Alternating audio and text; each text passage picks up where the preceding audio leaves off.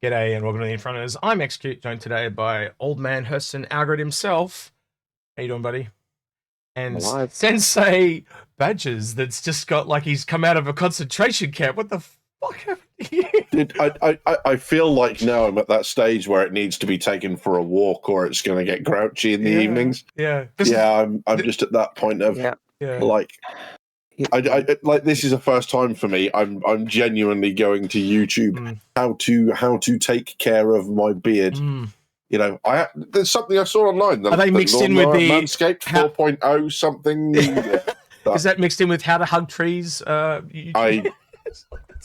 don't know. I shall ask the experience in the room, the two sculpted beards in the room, and get back to you.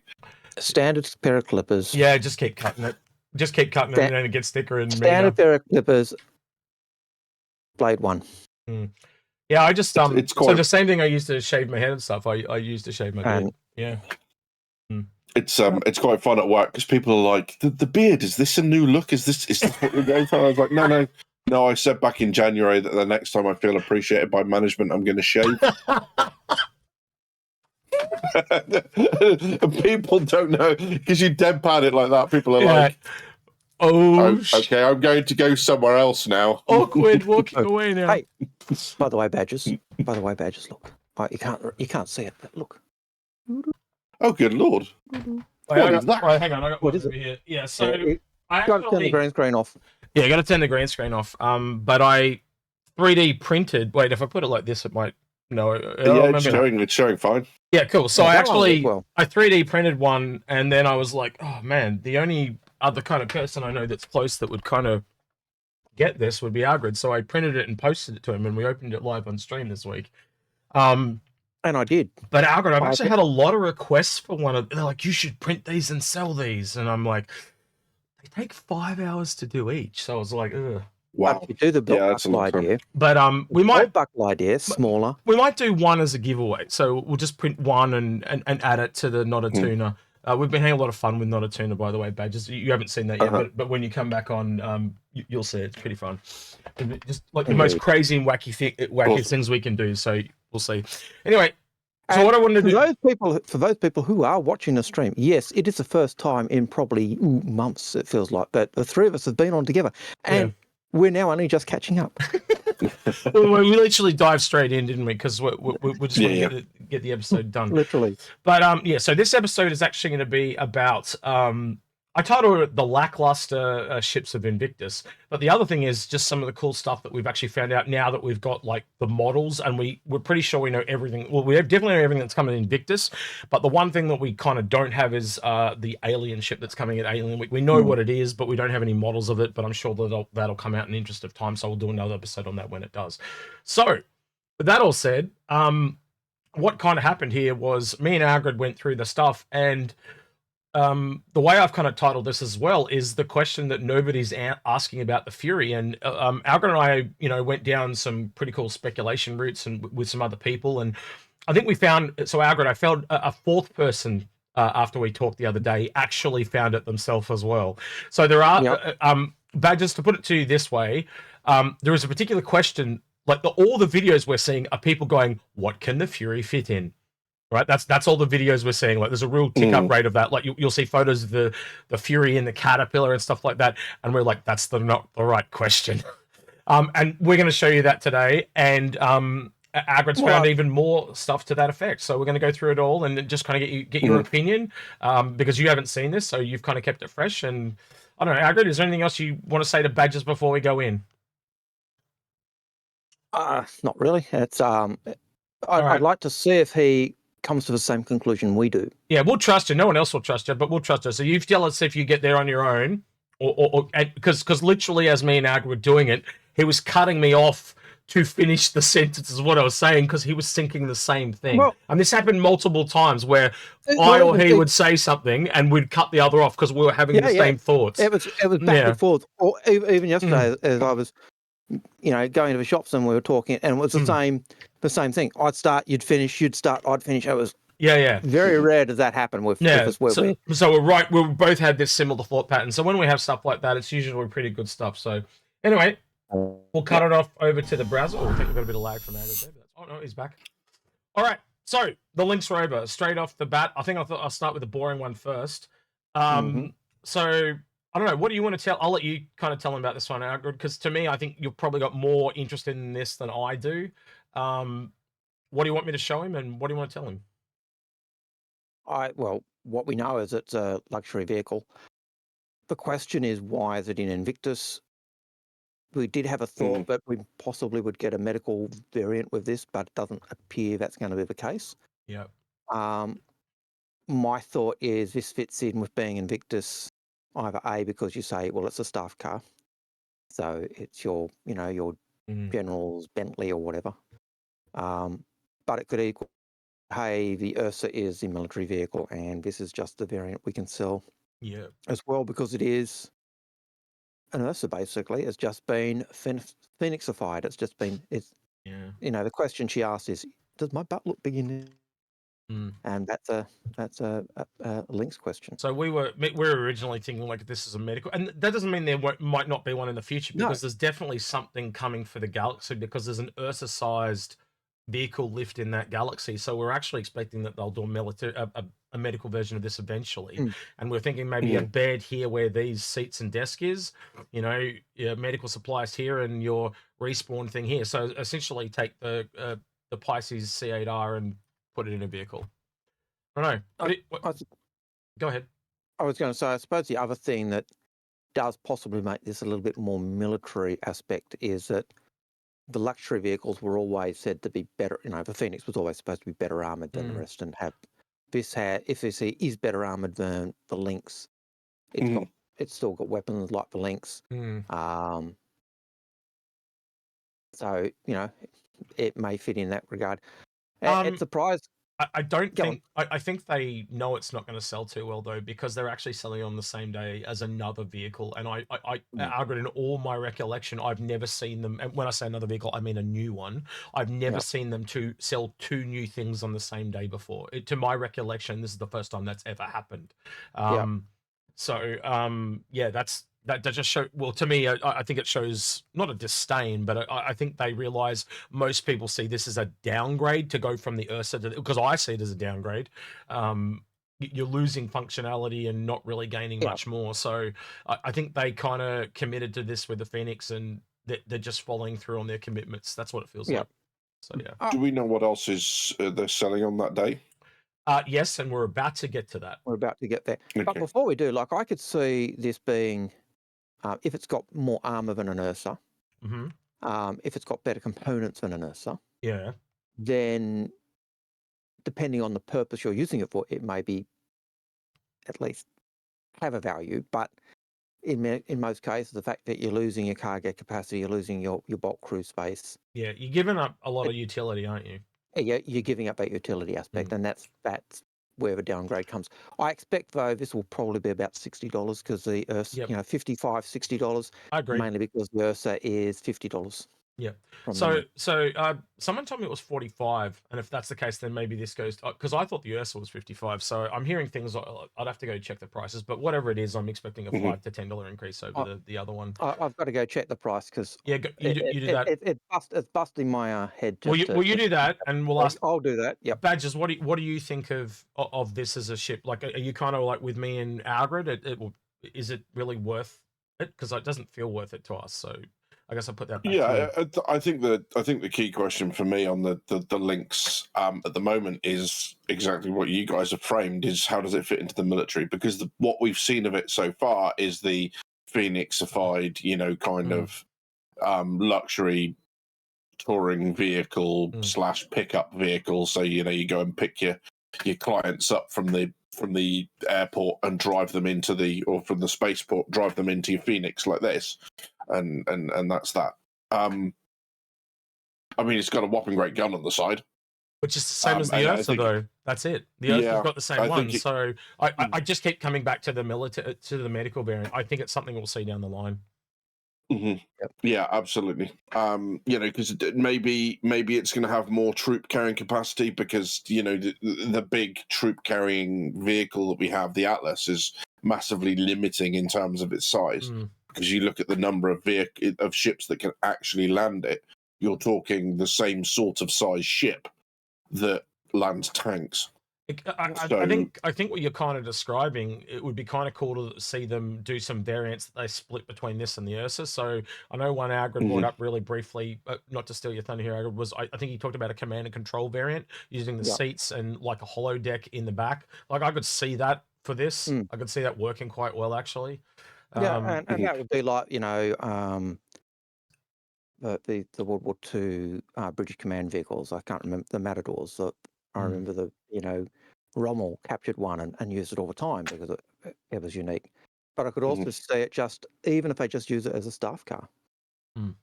So yeah, you know, that's at bare minimum the you know, you could do it, but it feels like a stretch to either of those. So. All right, yeah, so a little bit lackluster, and I think even CIG knows that because they're selling it on exactly the same day as the Scorpion tank. No, I mean the Batman Tumbler. I mean the Tumbler Storm.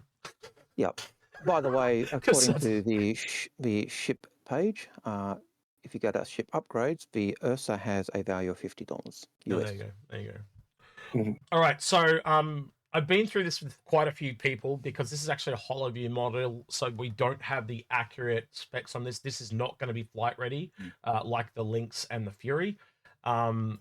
And so, quite honestly, as far as I can figure out, this is actually a light tank.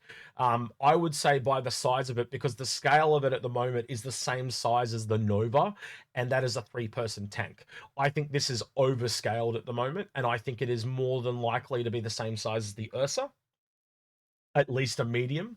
And you got to realize that this cabin is for I went to spin that in OBS, not on the. So this is an actual single person thing, and I believe this slides back and you can get into it top down, but I think you lie in it because one of the Avacos Wolf is someone that I've been talking to quite a bit. He's got some of the models we've been using today, and he said like it is just too narrow to stand in or sit in. So lying down, much like the Batmobile or the Batman Tumbler, makes a lot of sense to me. And they don't always leave stuff on the inside of these models, but you can kind of see here that there's the remnants of like a circular room type thing. And the way things are laid out, it looks like it could potentially be somewhere that you lay down. It would also make this a remote gun. It's obviously going to be a remote because how do you kind of drive, and unless you do sit directly below it. But the other thing is this is bespoke. It is connected to this barrel thing. This is a gun that we don't have right now in game. And one of the things, total speculation here, it's called the Storm. I think this might be somehow lightning or electricity related type of gun. And from the, what was it, Algared? This was designed to go behind enemy lines and take out artillery. So the funny thing is I think they've also just confirmed artillery at the same time. Yep. So it was, with Tumbrel vehicles, this was developed during the Tavaran War. Its role was, I think it was even just described as a single-man vehicle, light tank for going behind enemy lines and blowing up artillery. And so, and then Tumbrel were bought out, but they went defunct. They were bought, the company was bought, all the old stuff was bought, and them now kind of modernizes stuff and brings it back out to make them in. Just want to really kind of point out weirdly that this is the shape of Coffin and you lie down in it. That's a bit weird. But we'll see. To me, it sounds kind of cool. Like putting the Batmobile in game, that'll sell. Like I've got the Batman Tumbler in Lego out in the hallway. I'm going to be honest. This is the most appealing thing to me at Invictus. And I don't buy vehicles. You guys know that. So yeah. The other thing is that we've been hearing a lot about a hover vehicle of some form. And that's a tracked vehicle. Yep. So the question still remains, where's that hover vehicle? But again, that will be coming. Yeah, I think. So Badgers, what's your thoughts on that from a military perspective? Do you think it's a smaller tank, a larger tank? Like, what's your thoughts? Yeah, I mean, light and quick is my type of takeaway. There's two bits that really stand out, and the first is the styling on the end of the barrel on the gun. Looks very much like the styling on the end of the Azkatav, butchered the pronunciation, but the electronic sniper rifle. Yep, that was the shock rifle. Yep. So yeah, I'd second that. That certainly looks, and you could have some fun glowy charge effects with that thing on the left hand side as we're looking at it now. That's exactly what I said. To fire. That is exactly what I said. And someone else corrected me and said it looks more. They reckon it looks like an ammo belt, and it actually looks like the ammo belt off the Warthog. Which it does. Someone linked me an image of it. Yeah, it does look. That's a good point. It does. So, yes, it could be ballistic, but I just can't get away from the similarities of other guns in the game. Like you said, it looks like the electron. Yeah. The only other one I went to was plasma. It could be a plasma one as well. So, it doesn't look like any of the ballistic guns or laser repeater we've got so far. It does look like the plasma cannon, a little bit like a plasma cannons on the. And we keep coming back to the name too, don't we? The name Storm. Yeah. Why is it called a Storm? And it also resembles a lot, do lightning and storm. Yeah, and also as a light tank, I mean, to have some sort of Gatling repeater would be an interesting choice. It wouldn't really be. You're talking more APC, right? Because even armored personnel carriers, armed ones thinking things like the Bradley tend to have harder hitting weapons. Because if you want something that just spits out loads of, fairly low caliber, although that's obviously going to be higher caliber than infantry, that's what the infantry are for. They've got squad automatic weapons. They've got their personal weapons. The whole idea is that the Bradley can go, well, the enemy have just run into the buildings, and Bradley, hold my beer, and just starts putting rounds through the wall. So it might be ballistic, but it'd have to be bigger scale ballistic. Well, from the other thing is just left of the barrel and down. Hold on. Those look like smoke launchers. Yeah, they are. They're like flare smoke launchers there. Yeah. Yep. So whether they'll be chaff for defeating missiles, or whether we're actually getting some form of visual defeat. So it just fires and pops off smoke around itself. Well, I personally... because that would be quite cool.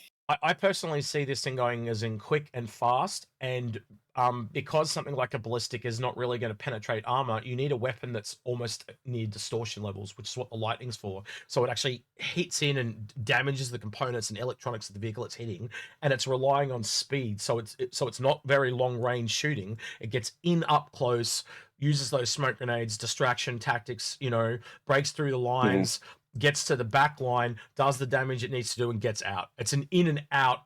It's essentially almost like a Polaris. It's a strike craft. You're getting in there, doing the damage, and getting out very, very quickly with a short range, high damage type of weapon. And I think that's what this is. Can you just have a look at the two on the back? That's something interesting, I think, if I'm seeing that right from here. Those two? Oh, it wasn't. Okay, from the angle we were at, it looked like there was more smoke launchers on the back than there were on the front. Okay. The other thing is, what are these panels that popping up everywhere? They're the brakes, like on the Tumbril. So these open, and they're like little air brakes. If you think of the it literally is the Batman Tumbril. Air brakes for a tank. That's over-engineered. I think it's picking up that idea that you said about the shape of the cab being a coffin. It's not meant to get in and get out. This is made during the Mezzi period. It was a one-way mission. Yeah, well, we'll see. So Algared, your camera's dropped off. Just go to the middle section on either side, so you're looking at side on. Yep, 2 seconds. I'm just trying to get Algared's camera back. No worries. There it is. Yep. So just zoom into that panel that's sticking up on just behind the smoke launcher. That little, because if they were brakes, so right of it, go right slightly. This one from where you were. No. So other side of it. Yeah, that one. Oh, not that one. Yeah, that one. I don't know what you're talking about. Yeah, I was talking about this one because they clearly go up absolutely. And down. So because that's really interesting because it's connected to electricity. It's connected to wires of some sort. Maybe it's a shield. Maybe it's a shield emitter. Yeah. Look, like little That's shield what I'm emitters. thinking. Because if it's brakes, how far sideways are these things supposed to go? That'd be really cool if it had like a Tavaran shield tech. Like, so whatever you're looking at with the gun is where it puts the shield up. That could be really cool from a one-person tank. Yep. Yeah. Or even this is just the first physicalization of shield emitters that we've seen. So true. We haven't seen we did see it in one. What was it? The very first ship was the Raelian, but that's not out yet. So you could be correct, 100%. All right. So for me, this is the most interesting one of the whole lot. To be honest with you, and now we get into. I was looking at that those cables there. First time I'd kind of paid attention to them, and noticed, and wondered, is it a generator attached to the track? So as you're going along, that's actually powering your helping power your gun. But I don't know. They're sitting up though, Algared. So it's because they're sitting up though. That's the thing. If they were just cables, I'd be with you. But because of the sitting up thing. All right. So now we're on to the thing that everyone's been going absolutely Googa for, which is this snub fighter. And I think that's okay, so the most ridiculous price I've heard for this one so far, and I won't name and shame people, is $120. Now, $120 for a snub fighter. The most expensive snub fighter we have right now is the Archimedes at $35, and technically you go as high as $45 for the Pisces C8X that has a quantum drive. This doesn't have a quantum drive, right? So even if you go, well, the guns cost more because they're bigger, it does have similar components to an Arrow, but I think that the fact that you lose the quantum drive, for me, right, I'm just gonna tell you my price right now, is about $40, right? Yep. Because I can't see it like it'd be an insult to people that own an Aurora or a Pisces or a Mustang if this thing costs more, right? But it looks like it should cost more than an Archimedes at $35, so that's why I'm sitting at. There is no ship currently at $40, so that this makes sense. To me, I'm calling it $40. I'm just that's the punchline, I guess, but I'm putting that right up front because man, I've seen some ridiculous prices. Yep. This thing. The P72 Emerald is $40, but that's the skin. But you're right. When you look at the weapons, the Archimedes has 4 size 1s. This has 4 size 2s. The Archimedes is comparable to an Arrow as it is. The Arrow's got, I believe, 2 size 2s and repeaters and 2 size 1 missiles. So I can't see this being anything other than an up. It's got to be at that point. Just show us the rear of this thing, X. Yep, that's a battery or power plant in the back, by the way, in there. Yep. So I'm going to show you this too. I recorded this yesterday from in-game at the Invictus hole. A guy was kind enough to get in it for me. I put it on Reddit and it's had a few replies. But here, have a look at this.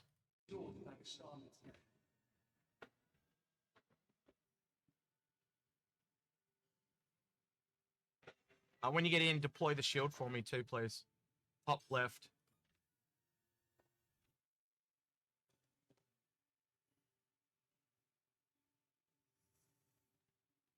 Yeah. And then if you can just get out for me as well, so I can deploy and get out. So, perfect. Thank you. This is the missile variant. That is the missile variant, and the missile variant doesn't have a single gun, right? And I now think that originally when we were looking at the translation for Miru, we called it because it says to look or to watch. This thing's covered in cameras. I think that's why it's called to look or to watch, because it's covered in cameras. And they all say feed on them, like camera feed 1, 2, 3, whatever. So I think that's kind of what that is. Yeah, so just to kind of do that. But yeah, it's an interesting ship to say the least. So me and Algared, say what you're going to say. Go ahead. I was just going to say, it's a MISC cheap version of Tavaran-Tech. Yeah. So what you found out today, we'll actually add at the end, Algared, because I think Algared found a really poignant piece that kind of decimates what we're going to show you here. But yeah, so we went down this kind of train of thought. Actually, I'll put that towards the end because that was the part we were going to talk about. So what I did was we started, like everyone was looking at what it fits in, right? And so I got Everkoff Wolf to remove all the, this is what me and Algared were thinking of, right? And I got him to remove all the pods off the Starfarer. And then I went, what if they were hanging, that they were you know, what would a carrier from Mist look like? And so this is it with all Furies attached. And some other people have had this thought. So, for example, there was this one by someone that had a similar idea, but they're just using it as a transporter. What me and Algared went to the next step after, because the question that I wanted to ask you at the start of this is, what does it attach to? It's a snub fighter. What's its mothership? What is its bosun? That is what I'm calling because that's the Japanese word for mothership, is bosun. I basically came back to this, and the really cool thing for this is it's essentially a turret that's a ship. So that's where that's the next step that we went to after that. Most people haven't got to where me and Algared are at with that, but imagine a ship that is literally, you know, take the Starfarer as an example, where it's like a platform and it flies in almost like a mini hammerhead, and it can hold an area. And then, you know, if things go bad, you can eject into the turret. You can pursue the craft that you're going after. It's just these turrets that drop off, you know, and you clump together your missile variants because they don't really act like turrets. But on the corners, you have all the normal Fury variants because they're like turrets as well. So I don't know, badges as a military concept, does that sound kind of ludicrous, or could you actually see that working, a ship where the turrets essentially drop off and turn into spacecraft? Well, I mean, that was the first thing, and that's why I asked you to turn the model around so we could see the back of it, because what is the chance that power... So you did get there on your own, then, is what you're telling us? Yeah. Okay, good. Power pack that attaches is that part of a door that just does that, and then from the other side, if you're not getting in from the front, does that seat slide all the way back? So that you get in from the snub craft, the door with the power pack closes, and then you slide forward. So I think I think the connection is here. See these two pins, and then you've got this almost like a quick disconnect system. I think that is where it connects to things. Whatever it connects to, I think that's it right there. What's it look like on the top, X? Just looking at because I really like the idea of the Starfarer running on rails, but the model doesn't seem to support that. Well, so we're only using just to give you a heads up. This was just to give a concept, right? We don't believe they would do this with the Starfarer. I honestly think it would be a whole new ship more than likely. Once me and Algared talked through. Well, again, if it was back in the heyday when they didn't have a big enough company, maybe. But now me and Algared are like, yeah, this will be a whole new thing. And I think part of the reason why I'd go down that line is they said they want to redo the Starfarer. They want to rework the internals. I still think it could be a variant of a Starfarer, but it'll be a reworked, basically a brand new ship because they'll rework it.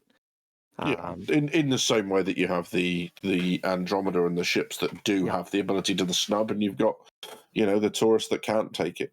The docking idea for this would also use that same docking technology that they use for the P-5272. It wouldn't really change anything in terms of the docking mechanism that the Starfarer uses anyway, because they use that for refuel. So the other variant. Oh, go ahead, Badges. Yeah, I think that's the risky thing with this model, is there would need to be some sort of adaptation at the back, because it's a ballsy call to put players in snub fighters and then give them no way out of it. Yeah, so that's sat there going, I got no quantum drive. Well, that's why we put it there, is so you actually get in and out via the gantry. The other one we thought of was an air shield type system, so the turret rotates around, you get into it, and then it turns back around, and the air shield is there.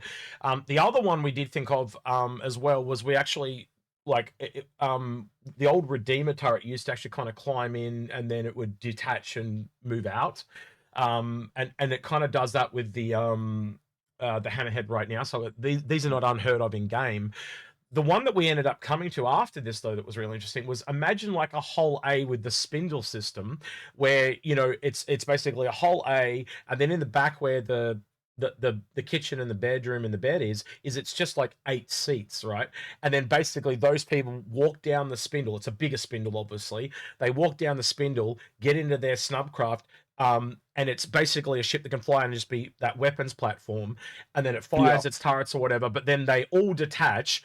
The pilot of the hull A or whatever folds the spindle back up, and it just tries to survive or join the fight a little bit as well. So it's a way to kind of give, almost like Obi-Wan's fighter in episode 2 and 3, where he's got that ring thing. So it's essentially like a it is a mini carrier.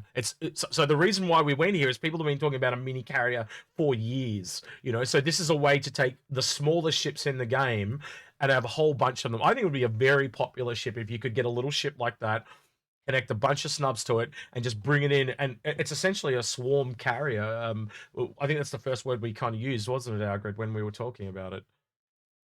Yeah, because such a thing, when you know these things don't have quantum drives, and I haven't seen what says they have. I'll just take your word for it. But it instantly suggests variants that are mini QEDs on these things, that because they can't go to quantum to pursue.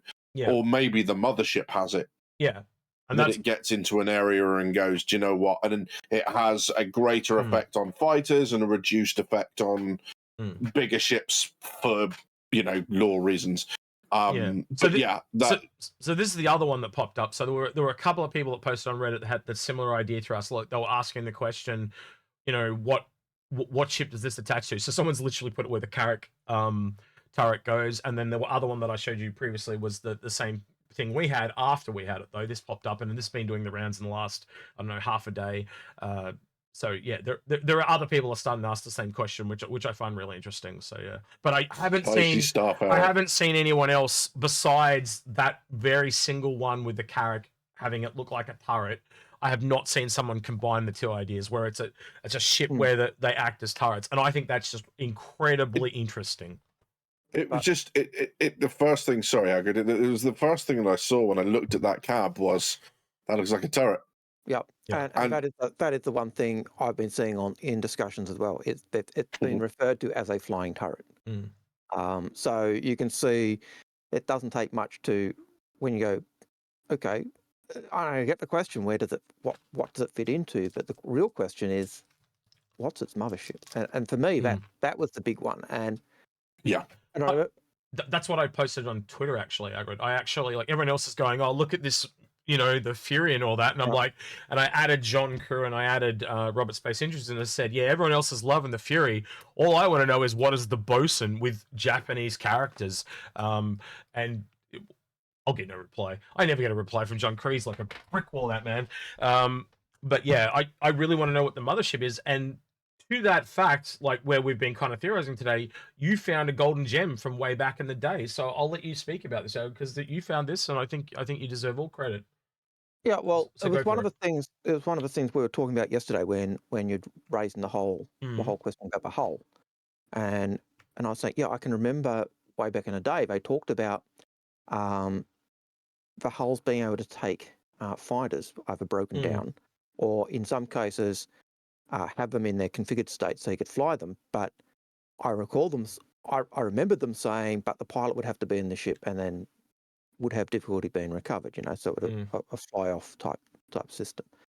But what I had missed was the second sentence in the question here, and in the Q&A for the hulls, someone had asked the question, can hull ships carry small starfighters packed or configured as cargo, such as a Super Hornet?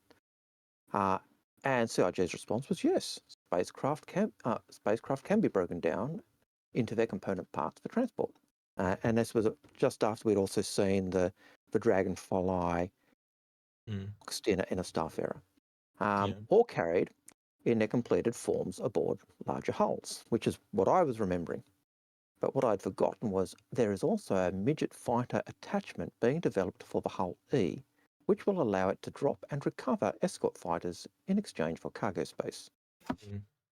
So that's kind of really... And it kind of potentially shows how long they've been thinking about this Fury. And if a Fury is not a micro fighter, I don't know what is. So does that mean this is a fighter that they've made to attach to the whole series, which is kind of interesting? So there is no bosun. The bosun is the whole series. That's kind of really interesting to me. Well, or will we see, you know, a bigger mothership down the line? And that's kind of the takeaway. What is the ship that this attaches to? What is the bosun? Is my takeaway. I think it fits with both both ideas we've had, both missed ships. So I remember we'd been hearing when we first thought of a Starfarer, we were thinking that because we'd heard there's an Aegis ship coming, and we were thinking, and as we started thinking that, we went, what's the mothership for this Misk-esque fighter? And it was, the Gemini is a Misk ship. Yep. And then for us, it was just the pennies just started dropping, and we started to go down the speculation trail. So now we've kind of nutted out a little bit and kind of told you everything we've kind of found, Badgers. What are we crazy? Yeah, how crazy are we? And rather, how do you find all unfortunate phrasing? Yeah, but now you connect all the dots. How do you find all that? Because you teamed a bit more the sane one out of the three of us. So yeah. That's not saying a lot, because like we're pretty damn crazy. So you've only got to be a little bit crazy to be more sane. I resemble that remark. You're military mind, so yeah. I mean,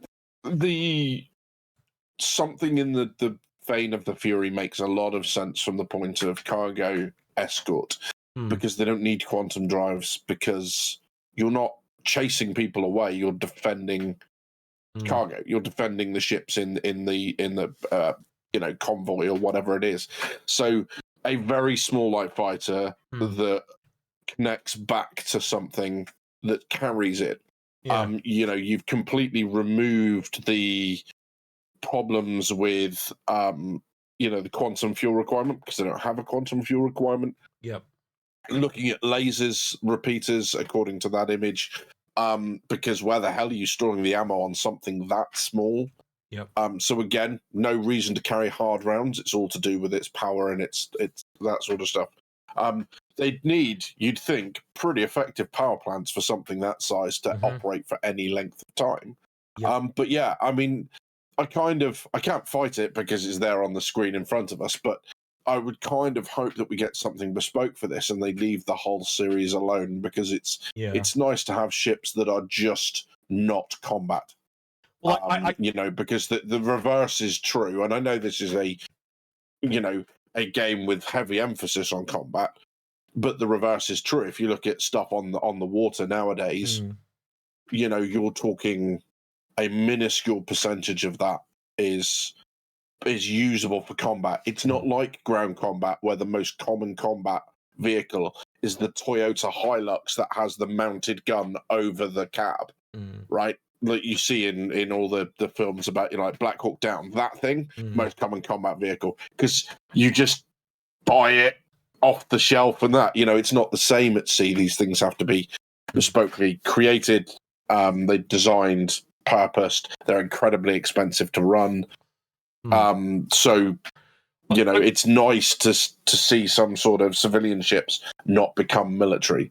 So I'd like to see something bespoke. So kind of where I'm at with what Algared's found there is, like, I could potentially see this replacing the turrets on the whole series. We know that they've got a couple of turrets each, but what if those couple of turrets could also detach and fly around and save it in a pinch? Like, that makes a lot of sense to me. Because it goes from, we're just this helpless ship with turrets to get the shit off my ass, and I'm gonna save my cargo. And again, it makes like the Banu Defender in a way, where if you really want to sacrifice yourself to save the cargo, you drop 2 or 3 of these off, and they fight the shit off, and you just leave, and then agree to meet them later somewhere else nearby, or send someone back to pick them up, So yeah. And the one bit that I hadn't considered that I really like the idea of is the Gemini being able to replace its fuel pods with one of these things, and that walkway then becomes your ability to get the players out of the snub fighters, because I can't imagine anything worse. Can you imagine sitting in one of those things attached to a Gemini for 4 systems that doesn't get attacked? I mean, that would just be awful in terms of gameplay. You'd just be like... One of the things that does make the Gemini a nice ship for it is it's actually got crew space. It's got plenty of crew space, and it's got those jump seats in the cargo hold. Really wish I had used the Gemini now, because I just grabbed that as a concept piece, and people have just latched onto it. Right? It's just a concept idea, because it doesn't work on so many levels though, because like the whole mini hammerhead thing, it really does need to be like a platform and the turret shoot in every single direction. It's got blind spots if you have the Starfarer up the front, right? So it was just the idea to show you that there's no reason that it can't do both. Yep. True, I guess, but and the other thing that I remember is that CIG also talked about answering the question about the Q ship idea. And so anytime you've got a cargo ship or a fuel could be carrying a load of fighters, that's going to change the way you approach them as well.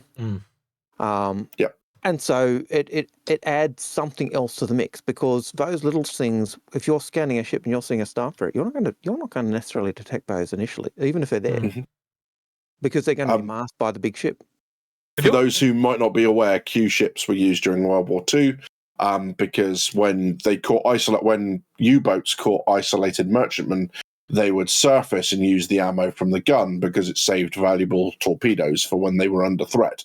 In order to entice them to do so, certain ships were retrofitted with big deck guns, but made to look like merchantmen. So effectively, they'd have stuff painted like the side of the ship. It would be canvas or something very easy to drop. And as the U-boat came to the surface, it was like, surprise! All these canvas screens would drop, and they'd hammer the U-boat from the surface. So, wasn't that actually interesting? One. Sorry, you cut out halfway through that, Algared. I said, wasn't it introduced during World War One? My recollection. Very possibly. The Germans weren't doing unrestricted warfare; they were actually doing the surface search for ships, and the British introduced Q ships, which then made the Germans go unrestricted. So I want to. But in World War II, there were commerce raiders that were doing the same type of thing, and the HMS Sydney basically met its match against a German commerce raider that was doing that type of thing. So it was in both, but I think the origin started in World War One. All right, so I want to talk now a little bit about what I see. It's a little bit negative here, right? But I want to talk about what I see. There's a negative and the positive takeaway here, right? So this is probably the most lackluster sale I've seen in a really long time. I just want this to sink in. There is no ship with a quantum drive that is new for sale at this Invictus. It is 2 vehicles and a snub. It's the smallest, like they're all, essentially, unless they put that tank over $100, right? Which it very may well be, but knowing the blister, right? They're all sub $100 items, which is really small offering. And while that sounds very negative to say it like that, I think the other side of it is the positive of it is because they are very busy polishing Squadron 42. We've seen low-hanging fruit essentially last year, and it's really evident at this sale. Because the only other ship that's potentially coming is an Alien Week, and that's a concept. It's not flight ready. You can tell whoever worked on the Fury, it's one person probably for 3 months. You know, it's not a big job compared to even the Arrow. The Arrow's a bigger job than this. The Lynx would have been a bigger job than this. You know, things like that. So I don't know. My takeaway is like there is a good and a bad to it. It's good to show that they're busy, but it's probably the worst offering we've seen at a sale. So how do you? I guess what I'm asking you guys is that good or bad, and how do you think it's going to actually affect the sale? Is it going to be a good thing because there are lots of small items? Like you could probably spend $200 and get everything. You know, yeah. So I chuck that up to you just to know your thought process on the sale as a whole. Edges. I'm kind of hoping that what they're doing at the moment is doing the good old magician's trick of look over here, and everyone is dutifully looking where they shouldn't be looking, whilst something else is snuck into the limelight, and that we'll get something else that's going to make it up for the perceived shortfall in ships. But you know, I mean, okay, there's no big shiny that's coming with this. There's no kind of big thing, but you know, I'm not overly fussed that they're not selling anything of massive import. It's nice to have sales where actually it's, if you're into that thing, then go get it, but there's no must have for that for the ship collectors. There's no, oh my god, I absolutely need this thing or that thing or whatever it is. Yeah, I must admit, whether I mean, we know the focus is on Squadron 42. That's not in question. Hopefully, what it does mean is that the focus, it means that there are no more ships coming for Squadron 42 that we're not already aware of and we don't already have access to, that we're going to have our hands on, other than the big ones that we know there are certain blockers sitting in their way. That at least is done. Yeah. And that Squadron 42 has got, something else in the absolutely complete column. Yeah. Algared? My thought is it might seem like it's a lackluster sale, but it's still going to have ships like Beatrice. Mm-hmm. There'll still be the Javelin. They'll be on their, their usual limited runs. There'll be the Retaliator. There'll be all the military ships are going to be. The Polaris is going to be available, most likely. The Perseus will be sold because that's when they sell those ships. So there's going to be those ships that are there for everyone. But in terms of new ships, yes, we don't have any nice, brand new, big, shiny, but we do have this little thing, the Fury, which I think is the LTI token. I think it's our $40 LTI token. Yeah, and we haven't had one like that in a while, have we? And the last one was the Archimedes, wasn't it? Yeah, and I think the second you go, if one's $40 and one's, like, I think we're going to go, this will be $40, one will be 45, 50, then you'll go, the Ursa is 50, the Lynx will be, say, 60, the tank's probably 80 or 90, but you'll see those new ships or vehicles are going to be stepping stones, and one of them, you want an LTI ship. This is probably the best way to get it. So I don't think it's that light. I don't think it's that bad. So neither of you actually came to where I've come to, but maybe in reflection you will.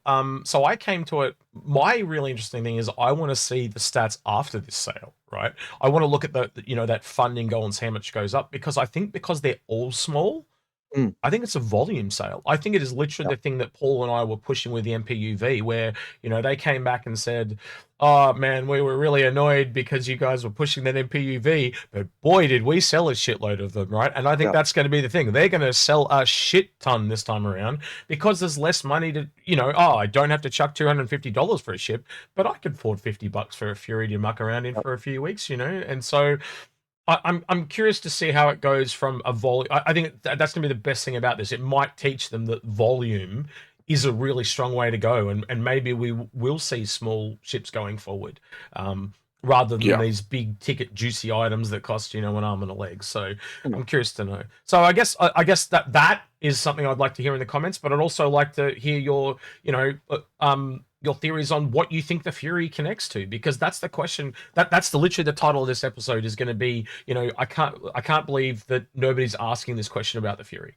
That's my text title for this one, boys. So why is no one asking the question what this thing connects to? Because it's a snub, and every snub has a mothership, a bosun, and that's what I'll call it, and that's the hill I'm going to die on.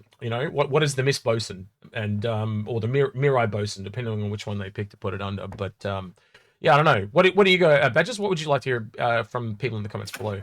Besides that, you need to shave. How much have I been drinking these two's Kool-Aid by thinking that this might be a turret ship? Let me know. Yeah. And Algared, what about you? What would you like to hear from people in the comments below? What do you think it's going to attach to? I think that's a classic. I think also, what do you think the price will be? I really think I can't see it being less than an Archimedes. But I don't. You've just reminded me of something. Lemming is actually having a little competition to guess the price of the Fury, and something else. Fury, a couple of the vehicles. Basically, guess the price. The Fury, the Pisces, Lynx, and the tank. Not the Pisces. So it's the Lynx, the Fury, and the Storm. The Storm. Yeah. So the Fury, the Lynx, and the Storm, if you can guess the correct prices, and we said we'll give someone a Fury, whoever wins. So yeah, if you want to go on the Discord to the Spoilers and Leaks channel, there are people putting in there all the little guesses in there. So if you want to play along in there, you can do so. Yep. But other than that, I believe it'll be the first correct. Yeah, the first person to correct it. So get in early if you want to get it. Price, so yeah, that's right. Yeah. All right. Other than that, is there anything you guys want to add, or we'll wrap it up right there? No. All right. Like, subscribe, hit the bell, all that stuff. That's what I was about to do, Algared. You always beat me to the punch. Yeah. Like, subscribe, ring the notification bell. Want to go the extra mile on Patreon, do so. YouTube memberships, Twitch, all that type of stuff.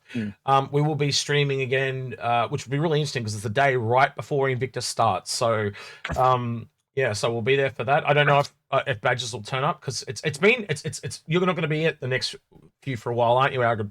Badges, I mean, because the daylight savings has now pushed us 2 hours apart. So you were staying up to like 2 o'clock or 1 o'clock to do them normally. So now you'd be staying up to like 3 or 4. And I've got work for the next few weeks, unfortunately. Yeah, so we probably won't see you for a little bit, and that's totally understandable. Because I was actually thinking about moving it back, so maybe we might have to move it back, Algared. But that means you and I would be getting up at like 3:30 in the morning, and that's not because then it goes the other way where Algared's got to go to work. So it's like So I'm damned if I do and I'm damned if I don't. So yeah. All right, with that then, he's been Badges, he's been Algared, I've been Execute, and we'll catch you in the next one. Say goodbye, Badges. Oh, he did. Goodbye, Badges. Good boy. Good boy.